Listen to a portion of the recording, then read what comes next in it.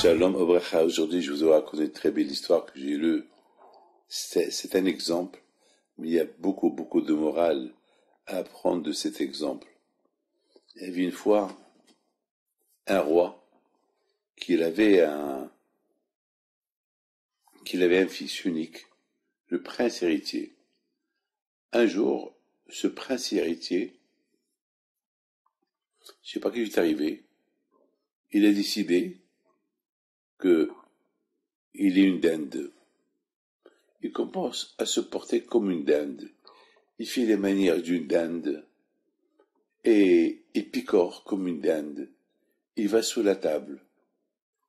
Et le pauvre roi, il lui a apporté tous les meilleurs docteurs du monde pour l'aider psychologiquement.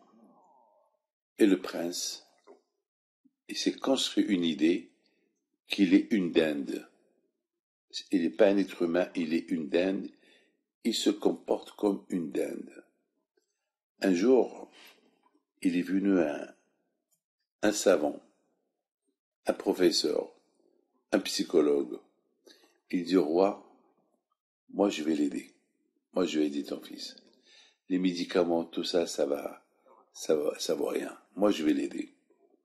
Et voilà, au fur et à mesure, ce docteur, psychologue, lui aussi qui s'y fait, il a commencé à se comporter comme une dinde. Il commence à marcher comme une dinde. Il picore comme une dinde. Et le prince qui le regarde, il dit, qu'est-ce que tu fais là? Il lui dit, quoi? Tu crois que tu es la seule dinde? Moi aussi je suis une dinde comme toi. Et il ignore, il continue à picorer, à gauche et à droite. Et la dinde, et le prince, il lui dit, mais attends, moi j'ai cru que j'étais la seule dinde au monde. Il dit, non, tu te trompes, on est deux. Bon, il accepte, donc les deux, ils marchent. Les deux, ils picorent. Un jour, le professeur, il dit au prince, bon, à partir de maintenant, je vais commencer à manger sur l'assiette, dans l'assiette, pas par terre. Alors il dit, mais tu peux pas, tu es une dinde. Et les dindes, ils mangent pas des assiettes. Il dit, alors, on peut changer un peu. Alors, je veux pas rester toute ma vie une dinde. Je peux changer un peu. Ah bon? Il dit oui. Alors, c'est ce qu'il a fait. Le prince, il le suit. Un jour, le professeur, il dit à la dinde, bon, mettons que je m'assois. Mettons que je mange l'assiette, je peux m'asseoir. Attends, mais on peut pas s'asseoir. On doit rester debout. On est des dindes. Oui, d'accord.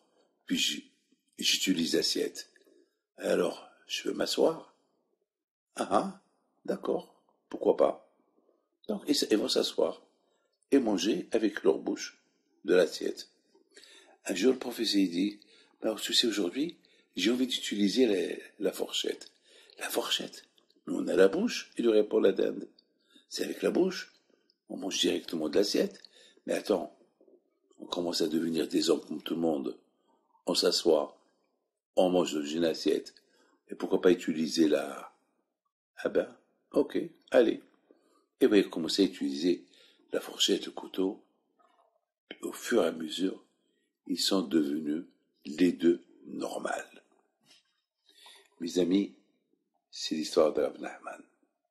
Rav Nachman, il dit, beaucoup de fois, les gens, ils se comportent comme des dindes. Et ils vivent comme des dindes.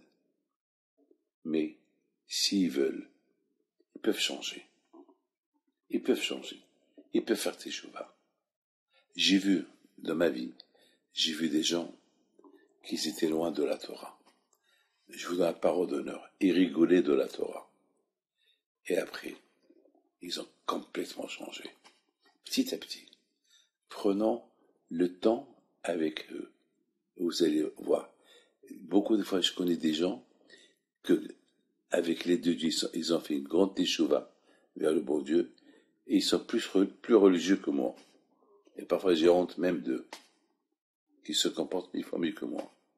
Donc finalement, l'homme, il peut changer.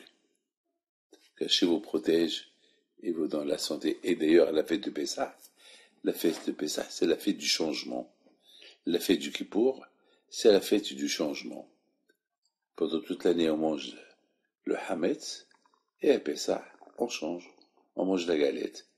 Donc il peut avoir un changement radical, progressivement, que Dieu vous protège. Amen.